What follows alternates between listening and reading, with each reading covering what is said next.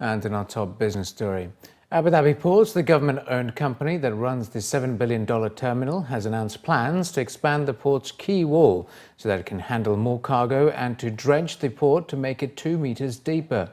In a statement, Abu Dhabi Port said that it planned to build 1,000 meters of quay wall, adding 600,000 square meters of space for cargo handling, and deepen its main channel and basin to 18 meters from the current 16 meters. The company has signed a contract with the National Marine Dredging Company to start preparatory work on dredging the channels and using this material to build the new quay wall and a yard behind it. The work, which will involve 250 workers, is scheduled to be completed in mid-2018. The expansion is part of ambitious plans for Khalifa Port, which replaced Abu Dhabi's Port Zayed, built in the 1960s, as the city's main container port in December 2012. The port has a capacity to handle 2 million containers a year and is projected to have the capacity to handle 15 million a year by 2030. Last year, Abu Dhabi Ports reported that the port handled 1.5 million 20-foot equivalent containers, up from 1.1 million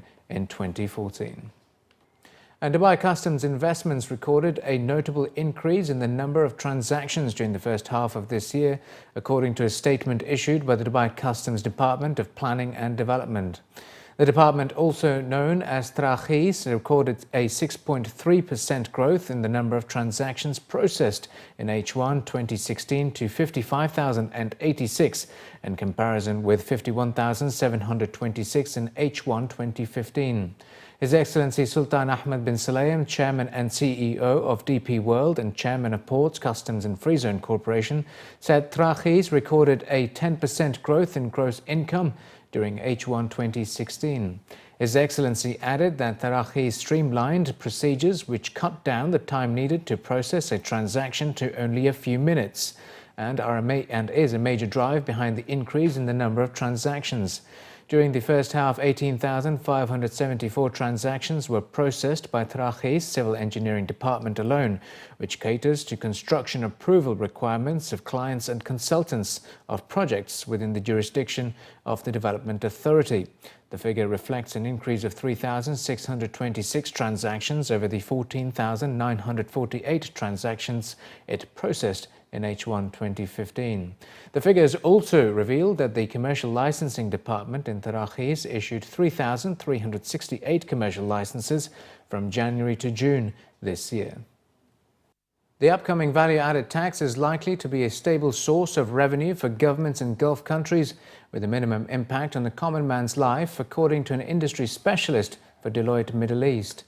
The UAE, along with other Gulf countries, will introduce VAT for the first time in January 2018 at a standard rate of 5%. The official, according to local reports, added that it is a revenue source that can easily be amended to address changing economic circumstances, explaining that the main reason for introducing VAT in many countries, as in the UAE, is to place the country in a more stable budgetary position so that it can support those in society that are most in need. According to the analysis, it is very hard for any country to have a stable budget when one of the fundamentals, such as in oil in the GCC, is an uncertain or fluctuating source of revenue for the government. The government is also likely to use its ability to either zero rate or exempt many supplies, such as food staples, which most impact poorer residents, to ensure that the impact of VAT is kept to a minimum, and the focus is more on taxing discretionary spend by consumers while ensuring that those at the lower end of the spectrum are protected